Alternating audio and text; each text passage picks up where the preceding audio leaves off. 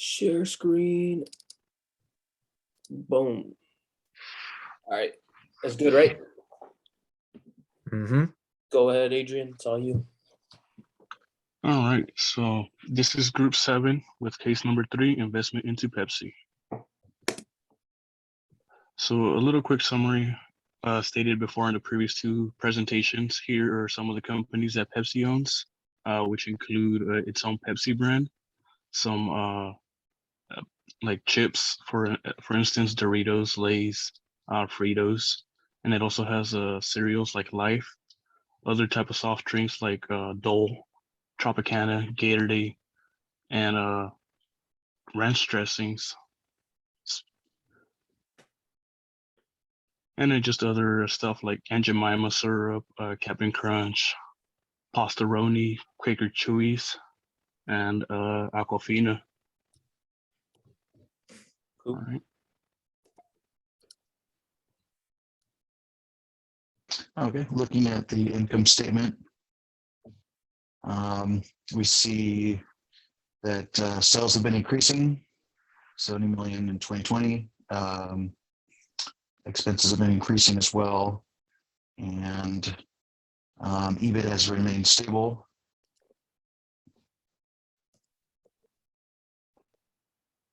And then using the comment size, we can see indeed that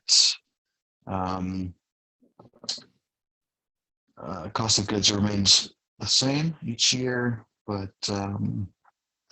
the selling administration expenses have gone up a little bit each year for Pepsi, and their dividends remain stable. Okay, now emphasizing the income statement for Pepsi, we see that their sales are twice that of their leading competitor, and they've seen sales growth through the last 3 years. Their gross margin remains stable between 0.44 and 0.46, and gross profit is double of their competitor. Their dividends are $4 per share versus under $2 for the competitor, and there has been a slight drop in earnings per share. It's been a slight drop in earnings per share, but they're still very solid compared to Coca-Cola.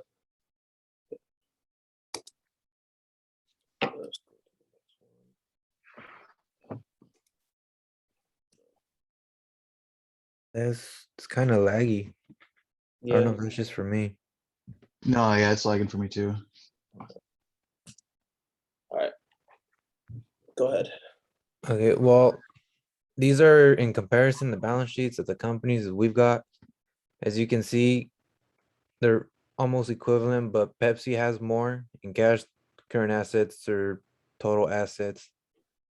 And Want me to go back? nah, go. It's just bugging me out because it's like laggy. Trust me. Anyway, Pepsi has a significant increase in cash by 48.6% from the years 2019 to 2020, while Coca-Cola has a smaller increase of 4.9. So in comparison, that's roughly 9%, little under. The Pepsi shows a consistent increase in accounts receivable, which total over 100% of Coca-Cola, while accounts receivables have been decreasing by 20.8 from the years 2019 to 2020. Pepsi has a consistent increase of 35% in inventories, while inventories have decreased 3% for Coca-Cola from the years 2019 to 2020. Pepsi has also seen a constant, where am I at now? Constant increase in fixed assets by 11.5, which are about double that of Coca-Cola, while fixed assets for Coca-Cola decreased by 2.4 in the years 2019 to 2020. Pepsi has much lower numbers of additional paid in capital than Coca-Cola. Also, a constant increase in intangible asset balances and seen a consistent growth in total assets at similar rates, while Pepsi My bad. remains larger. My bad, my bad.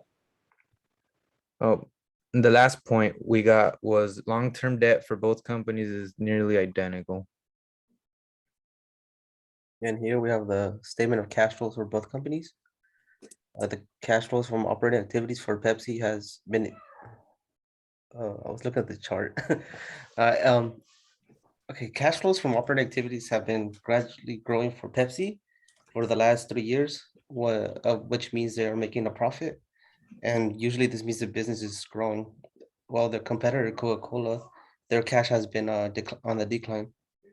Pepsi has invested more money into its growth compared to its competitor, which means they have invested more in their machines and plants to expand their growth.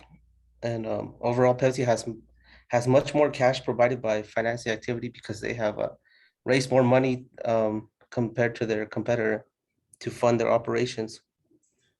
While Coca-Cola's financing activity is lower because they are paying out money to their shareholders and creditors. Pepsi has a higher cash flow from operating activities and from investing activities, as well as from financing activities. Long-term debt for Pepsi is very similar to its competitor, and net cash is higher for Pepsi compared to Coca-Cola. It just takes time when I click space to go to the next slide. My bad, just give me a second. All right. All right, so this is the WACC for Pepsi. We decided to do Pepsi alone just because that was our investment pick. So as you can see on the chart beside, the cost of debt for Pepsi was 1.32, which signifies a low interest rate for debt owed, which is considered healthy. The cost of equity is 5.71, which will be the rate for return for investors or other investments. And the cost of equity is higher than the cost of debt for Pepsi because it's funded through, or Pepsi it is funded through 18% debt and 82% equity. And the weighted average cost of capital for Pepsi for the year ending 2020 was 4.92, which the lower the WACC, the higher market value of the company. So this right here is the ratio analysis that we calculated for both companies, Pepsi and Coca-Cola. These are the key ratios compared versus its competitor. So we have a layout of both companies on here so you can see the key ratios in regards to the current ratio, cash ratio, long-term debt ratio, inventory turnover, and profit margin.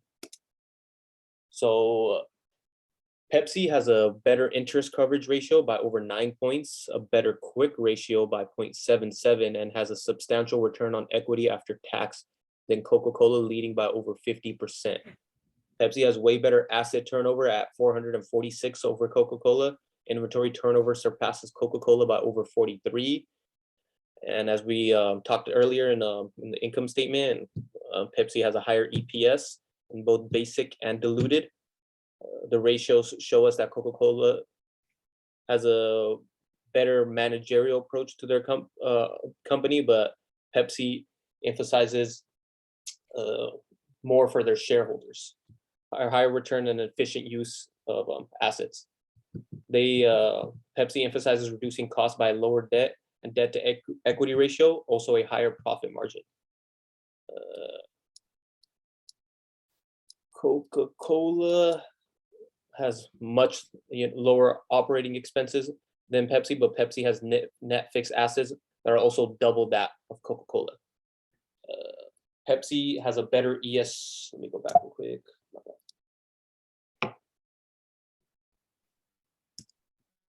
All right, Pepsi has a better ESG score, which is environmental and sustainability and governmental score, which greatly reduces risk in regards to political or consumer action against Pepsi. I know for sure that Pepsi emphasizes natural gas in regards to their commercial vehicles. So they have the certified natural gases. So It's better sustainability for the environment. And the higher EPS and lower PE ratio also make it more appealing to stockholders. Ratio analysis shows that Pepsi has excellent liquidity, a good sign for creditors that debt obligations can easily be met, and assessing the balance sheet and cash flows of Pepsi would make any creditor eager to loan money at very low interest rates with little risk of default. Pepsi has identical ratios of long-term debt with its competitors, so it's not, out of the margin in regards to Coca-Cola has, less long-term debt, which all the companies are kind of similar. And so we want to emphasize why Pepsi is our preferred investment choice. So Pepsi owns a greatly diversified portfolio of domestic brands, many of which major market share in their respective segment. One thing that's a big emphasis on this is Frito-Lay, which is pretty much a monopolized chip sector in North America and the United States alone, which they pretty much run the whole production and selling of chips. We for example, the well-known Gatorade brand enjoys a high consumption and brand loyalty. Quaker products are highly consumed throughout U.S. households with their popular oatmeal, granola bars, and various other products. Pepsi has a higher earnings per share and lower price earnings ratio that we emphasized earlier, which shareholders always look at. Pepsi's ESG scores show how the company better implements environmental and sustainability goals for themselves, making sure that they can continue to grow and benefit from ESG-focused investment funds.